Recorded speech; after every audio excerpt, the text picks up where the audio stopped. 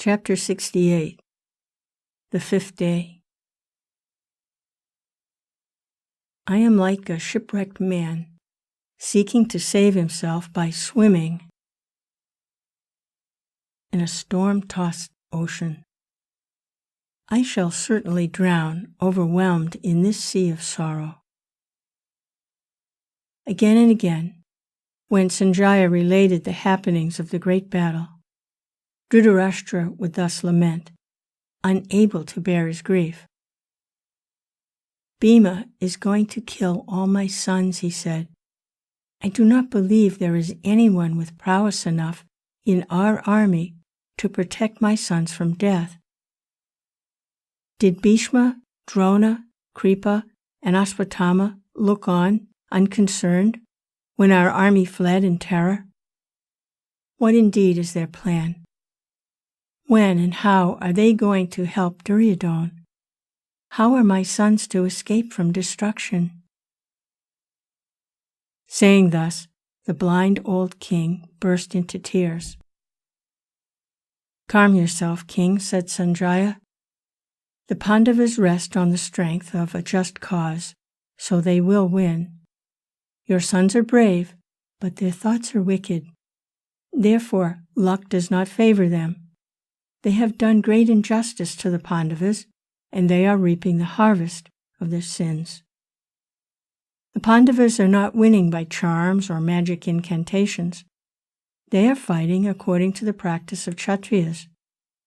Their cause is just. They have strength.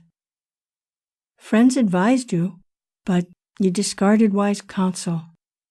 Vidura, Bhishma, Drona, and I tried to stop you in your unwise course, but you did not listen, and you went on. Like a foolish, sick man who refuses to drink bitter medicine, you obstinately refused to follow our advice, which would have saved your people, preferring to do as your foolish son desired. You are in distress now. Last night, Duryodhana asked Bhishma the same question as you put to me now, and Bhishma gave the same answer as I give you. When the fighting was stopped on the evening of the fourth day, Duryodhana went by himself to Bhishma's tent and bowing reverently said, Grandsire, the world knows that you are a warrior who knows no fear. The same is the case with Drona, Kripa, Ashwatthama, Kritavarma, Sudakshin, Bharishravas, Vikarna, and Bhagadatta. Death has no terror for these veterans. There is no doubt the prowess of these great warriors is limitless, even like your own. All the Pandavas combined cannot defeat any one of you. What then is the mystery behind this daily defeat of our army at the hands of the sons of Kunti? Bhishma replied, Prince, listen to me. I have given you advice on every occasion and told you what was good for you. But you have always refused to follow what your elders counseled you to do. Again, I tell you that it is best for you to make peace with Pandu's sons, for your good as well as for that of the world. That is the only course that should be followed. Belonging to the same royal house, you can enjoy all this vast country as yours. I gave you this advice, but you disregarded it and have grievously wronged the Pandavas, the fruit of which you are now reaping. The Pandavas are protected by Krishna himself. How then can you hope for victory? Even now, it is not too late for making peace, and that is the way to rule your kingdom, making the Pandavas your powerful brothers, friends, instead of enemies. Destruction awaits you if you insult Dhananjaya and Krishna, who are none other than Nara and Narayan. Duryodhana took leave and went to his tent, but he could not sleep that night. The battle was resumed the next morning. Bhishma arrayed the Kaurava forces in a strong formation. So did Drishtadyumna for the Pandava army. Bhima stood at the head of the advance lines as usual, and Shikandan, Dristadumna, and Satyaki stood behind, securely guarding the main body, aided by other generals. Dharmaputra and the twin brothers held the rear. Bhishma bent his bow and discharged his shafts.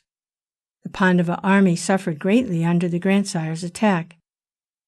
Dhananjaya saw this and retaliated by fierce shafts aimed at Bhishma. Duryodhana went to Drona and complained bitterly according to his custom. Drona upbraided him severely. "Obstinate prince, you talk without understanding. You are ignorant of the Pandavas' strength. We are doing our best." Drona's powerful attack on the Pandava army was too much for Satyaki, who was meeting it, and Bhima therefore turned his attentions to Drona. The battle grew fiercer still. Drona, Bhishma, and Salya made a combined attack on Bhima. Shikandan supported Bhima by pouring a shower of arrows on Bhishma. As soon as Shikandan stepped in, Bhishma turned away, for Shikandan was born a girl, and Bhishma's principles did not permit him to attack a woman. In the end, this same objection proved to be the cause of Bhishma's death. When Drona saw Bhishma turn away, he attacked Shikandan fiercely and compelled him to withdraw. There was a promiscuous battle the whole of the morning of the 5th day, and the slaughter was terrific. In the afternoon, Duryodhana sent a large force to oppose Satyaki. But Satyaki destroyed it completely and advanced to attack Bhurisravas. Bhurisravas, who was a powerful opponent, put Satyaki's men to flight and pressed Satyaki himself so fiercely that he was in distress. Satyaki's 10 sons saw their father's plight and sought to relieve him by launching an offensive against Bhurishrava. But Bhurishrava, undaunted by numbers, opposed the combined attack and was not to be shaken. His well-aimed darts broke their weapons, and they were all slain, strewn on the field like so many tall trees, struck down by lightning. Satyaki, wild with rage and grief, drove forward at a furious pace to slay Bhurishrava. The chariots of the two warriors dashed against each other and crumbled to pieces, and the warriors stood face to face with sword and shield in desperate single combat. Then Bhima came and took Satyaki by force into his chariot and drove away.